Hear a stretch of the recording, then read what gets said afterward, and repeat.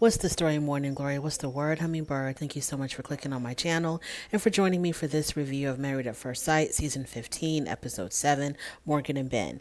So, this is the first time that Morgan has ever lived with anyone, and I'm wondering if this is also the first time that Ben has ever lived with anyone because I cannot imagine anybody living with Ben when he has all of these restrictions on electricity usage, gas usage. I mean, look. Ben takes penny pinching to a whole new level. We're used to penny pinchers who don't want to buy extravagant things, who don't want to go outside of their budget that they've set for themselves for the month or for the week. People who want a coupon, people who are always buying things on sale, people who are trying to spend as little as possible. But to be a penny pincher to the point where you are watching your electrical usage, how much water you're using, you have set times of when to do laundry because you don't want to waste a lot of water during peak hours. Like, who keeps up with that stuff? Who knows about that stuff? Is this a California thing where because of droughts and the lack of rain and the lack of water that there's like these designated times to do laundry? I don't understand if this is like a statewide thing or if this is just a bin thing, but the way he was with, and he does it like in a jokey way, so I don't know if he was like dead serious about the things that he was saying or if he was just joking around. I couldn't tell. I have a feeling that he was slightly serious about it because we know that he's a penny pincher. We know that he's cheap as hell. And so she had agreed to not do laundry after 4 o'clock. So she was like, okay with that, to do laundry before 4. And he was really happy about that. And then also he has this thing about no lights, after 6 p.m. or no lights before 6 p.m. So before 6, you just have to utilize natural light. And then when the sun is officially down and we are officially in pitch black darkness, then we can start turning on the light and using a little bit of electricity. This is insane to me. This is not normal. Like I said, I don't know if he was joking around and if he is not really going to care that much or if this is a sign of what's to come with Ben.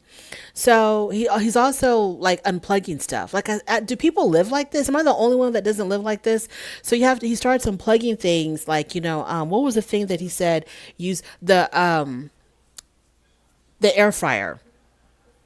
Evidently, the air fryer, even when it's not in use, as long as it's plugged in, I guess like a lot of other appliances, it's sucking up a lot of energy. This is what I'm talking about. So, Married at First Sight, y'all didn't know that he was like this. Y'all saw this in him, and y'all thought, okay, he's going to be a perfect match for someone. Someone is going to enjoy living like this, where we're basically like using lanterns and we're starting fires to cook with so that we don't use a lot of electricity. So y'all saw this in this person and y'all were like, yes, this is perfect for our show. He's going to make a great he might be perfect for the show, but he's not going to make a good match for anybody other than a Quaker or an Amish person. So they go to Morgan's apartment, and as soon as they get there, Ben starts calculating how much wattage of electricity she's using. He's looking at her cords and her appliances and her electrical things, and he's like, calculating how much electricity she's using. Ben, maybe there's a future for you working for an energy company or electricity company because you seem to have this stuff down pat. You know a lot about wattages and electrical usage. You know a lot about that stuff. Maybe you need to take a career turn and get into the energy business or something. This is bizarre. So then did they go to his apartment? Because if they did, I don't remember what was going on there. So then they have a Pastor Cal visit. So officially, we all know now Morgan is a registered nurse.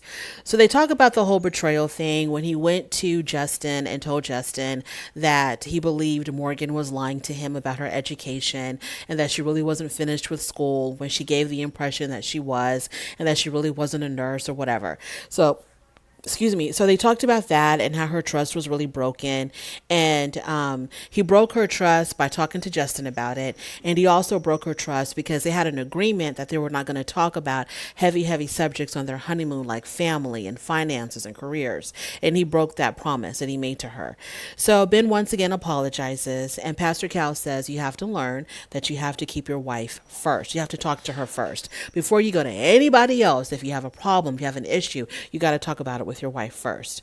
So then they talk about Morgan's trust issues and, how she's got this thing about once you break my trust, it's over. I'm done with you. There's no coming back. But now she's in a marriage and you can't have that mentality when you're in a marriage. And so she's willing to give Ben a second chance, but she's not like 100% trusting him. She's not like 100% there with him yet. And so he's doing all that he can to build the trust again, to let her know that, he's so, so deeply sorry for what he did by breaking her trust. And he's trying to work his way back. And she still has her wall up and she still has her guard up. So Pastor Cal is like, okay, what makes you like this? What makes you not want to trust people after, they made a mistake and broke your trust? Why is it so hard for you to come back or to allow them back into your life? And of course, it has a lot to do with her father. So she said that, her father would make all these promises to her and then he would break them. And it got to a point where she had to give her father an ultimatum. Either you're going to go, by my rules and do X, Y, and Z, or you're not going to be in my life at all. Well, he chose not to be in her life at all. So that's where a lot of her trust issues stem from. So I'm glad that she talked about that. I'm glad that she told that story because I need Ben to be very much aware and to listen to her and understand her so that he understands, like, I can't mess with her heart and do these type of things again because she's been through a lot with her father. And it's like once a parent breaks your trust, it is extremely hard to trust people again because your parents, out of all people in the world, are supposed to be the ones that you can trust the most because they take care of you and they love you and you have to trust in them because, they're responsible for your life, until you're an adult and you're on your own. But for the majority of your life is in their hands. And so you have to trust them. So I hope Ben is has his ears wide open and he's paying attention to what she's saying because it's not going to be pretty the second time around if he breaks her trust again. So Pastor Cal tells her, not only do you have to forgive the act, you have to forgive the actor. So you really truly have to release yourself and forgive Ben wholeheartedly, like everything. And so Morgan said that she had been pulling away from him. They don't cuddle in bed anymore. She's been distancing herself from him. And so she says that now she's going to work on it. She's going to learn to trust again. She's going to bring her guard down and she's going to try to reconnect with him again on a physical level. So that was good to know. Something about Ben is a little bit on the immature side. Like when they were talking about how he can be more affectionate with her or something like that, about them being more affectionate with each other, he said he's going to go YouTube it. And I understand he was joking, but some jokes can be put in the category of juvenile. And I think that's the kind of sense of humor that he has. And I remember saying this in the beginning when I first saw them on their honeymoon. Something about them is sort of like they have like this friendship vibe. Like I'm not really seeing like a romantic vibe. She says that she's attracted to him. Obviously he's attracted to her because on the honeymoon she talked about how he's constantly like he was all over her when they were in Puerto Vallarta. He was like, trying to get some. So he's attracted. There's an attraction between them, but then when they interact, I don't see romance. I just see two buddies. I see friendship. I see, homie status. I don't know why, but that's what I see when I see them, when I look at them. So hopefully Ben can be a little bit more mature and, they can sort of show that they're like in a marriage and a romantic involvement and not just two friends hanging out for 6 weeks in a free apartment. So yeah, that's my little review for Morgan and Ben. I hope it works out. I hope that he does not mess up her trust again.